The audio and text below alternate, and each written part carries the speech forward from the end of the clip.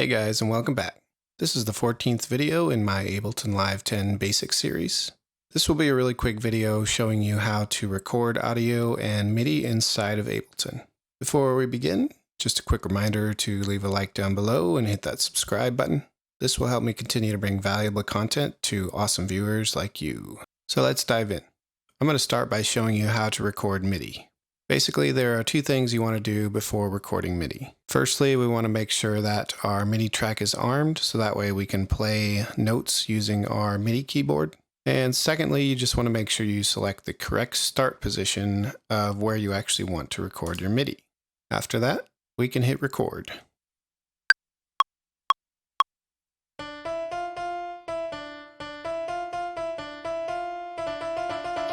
Alrighty, we have successfully just recorded some live MIDI. We can play back that if we want to. Of course, those are some terrible sounding notes, but let's keep moving. One real quick thing I'd like to mention is if you don't want that count in that starts before the recording actually starts, that little 1, 2, 3, 4, that count in, you come up here, you click this drop down arrow, and right here where it says count in, you can either select none, 1 bar, 2 bars, or 4 bars. I like to keep mine at 1 bar. All right, next let's say we want to record some audio, such as a vocal or a instrument. First thing you want to do is, of course, select your audio track and make sure that you have selected the correct audio input. You can do that with this drop-down box right here. It shows you the different inputs you have on your interface, and you'll want to select the correct one that you are using to record with. Next, you'll want to come over here and arm the audio track for recording.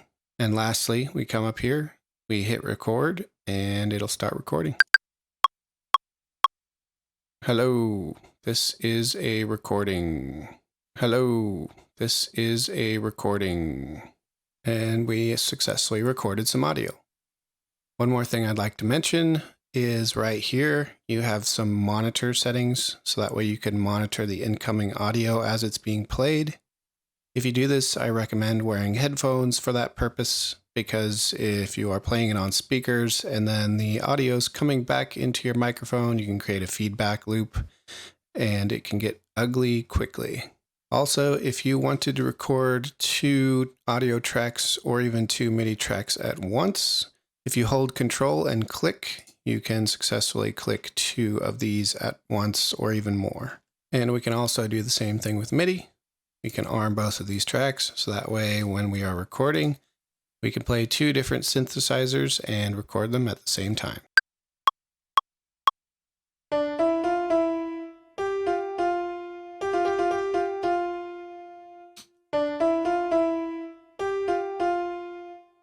Pretty cool stuff. Alrighty guys, that's a wrap for this video. Thank you all so much for watching and have an amazing day.